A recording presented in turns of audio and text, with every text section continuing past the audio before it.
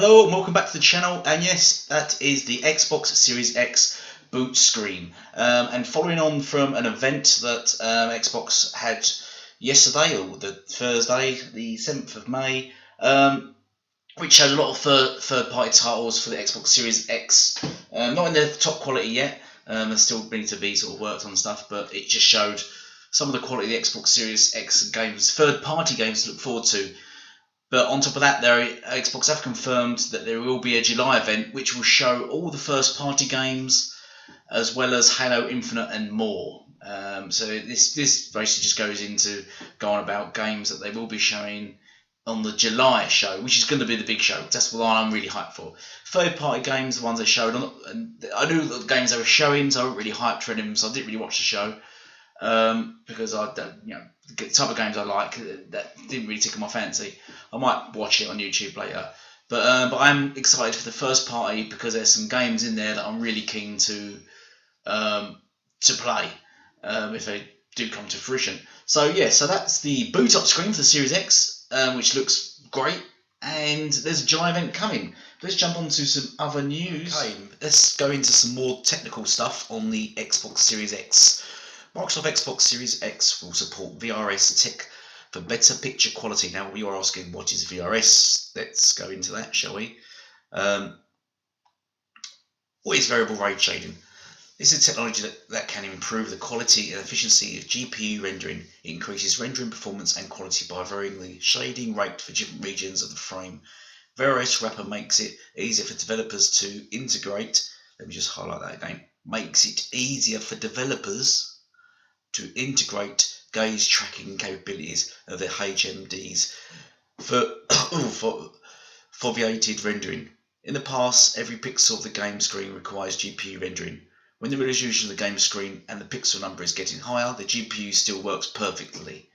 With VRS, developers can completely reduce the shading rate for certain areas of the game screen. For example, a 16 by 16 pixel block is rendered as 1 pixel. This way, developers can greatly improve rendering and rendering efficiency. Developers won't just render any part of the screen, they would select very similar areas. With this technology, Xbox Series X will have better gaming performance. However, Xbox Series X major competitor, Sony PlayStation 5, will also come with this feature. Lastly, if Microsoft will win the competition, it may not be with inclusion of this technology. So really, that's just to talk about, because all we've heard so far is the PS5 can do this, and there's been no talk of the Xbox Series X doing it. And that's basically it, really. The other thing I want to touch on as well, which I keep reading, is that people claiming the Xbox Series X will be held back by the Lockhart or the Xbox One, because developers will develop for the lower spec machines. Wrong. Absolutely wrong. You're absolutely wrong. And I'll tell you why. Here's a first case point. PC. Developers don't develop for the lowest end PCs, do they?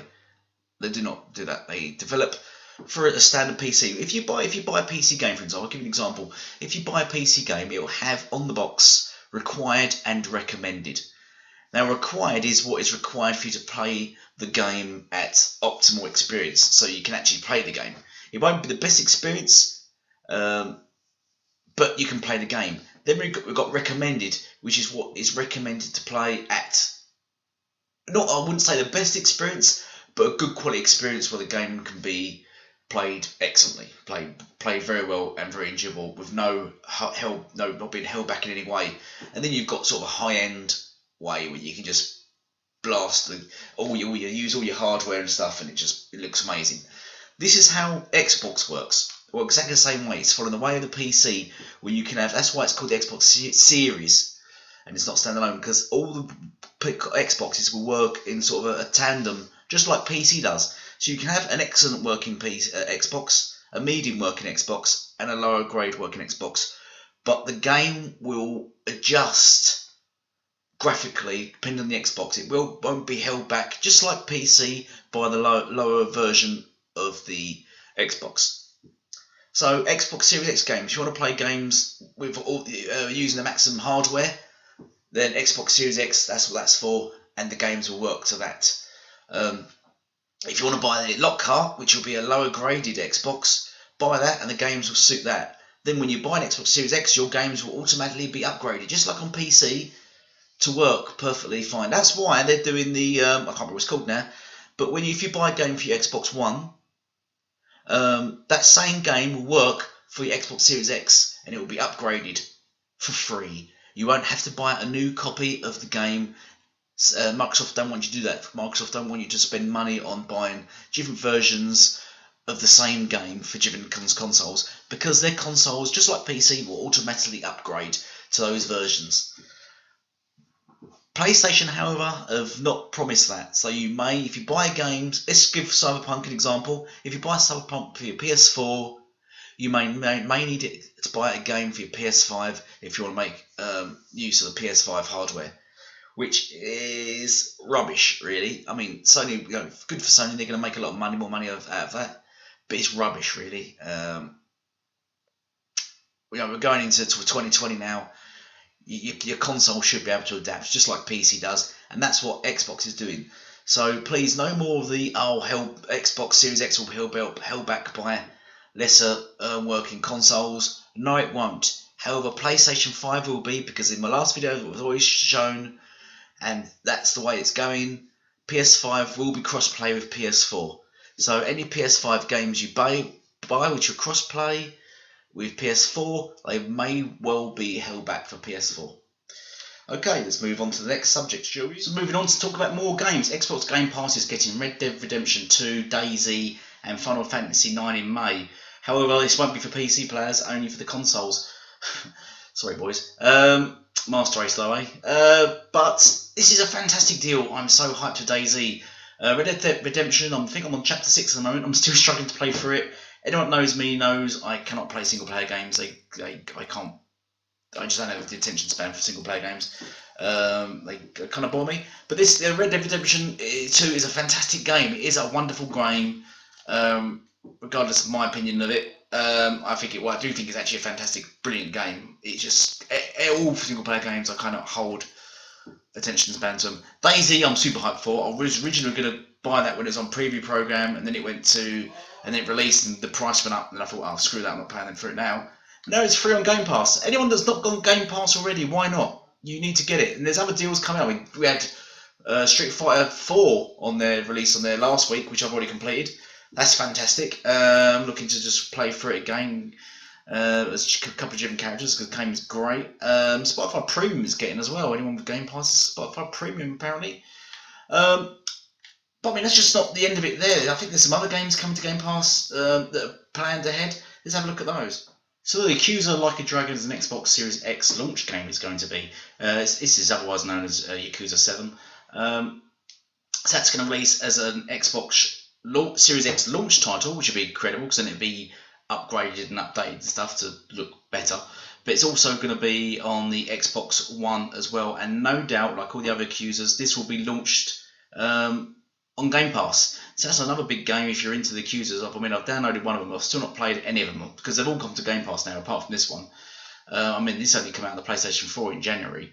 So the gap of them games coming out has been slowly dwindling until it's like, I mean, it's only 4 months since the last one came out, and that's gone straight to Game Pass already. So in the future, all the Yakuzas now will be day and date to Game Pass, which will be very interesting. It says here Sega will offer smart delivery support, so buying the Xbox One version will entitle you to a free copy of the Series X version. Cross-save support will be offered, so you'll be able to carry over any progress you make on Xbox One to Series X should you be eager to get started. A lot of the games will be like that. There's a massive deal smart delivery, which I hope the PS, or Sony as I should say, also follows, otherwise it's a complete rip-off, because you don't want to be behind a game for your PS4 and then the same game for your PS5. That's really anti-consumer. But while we're on Game Pass stuff, Phil recently was on the news of all places, on the news network in America, chatting about the success of Game Pass and various other development stuff. So let me show some quick footage. So when I see all-time record engagement for the quarter, nearly 90 million active users of Xbox Live, these shelter-in-place restrictions are lifted. Is this a tipping point? And I guess in terms of more broad-based mainstream adoption of gaming, or will some of that start to slip away again? Yeah, I mean, obviously, as the world starts to shift back to more of a normal state, we'll see some moderation in certain things.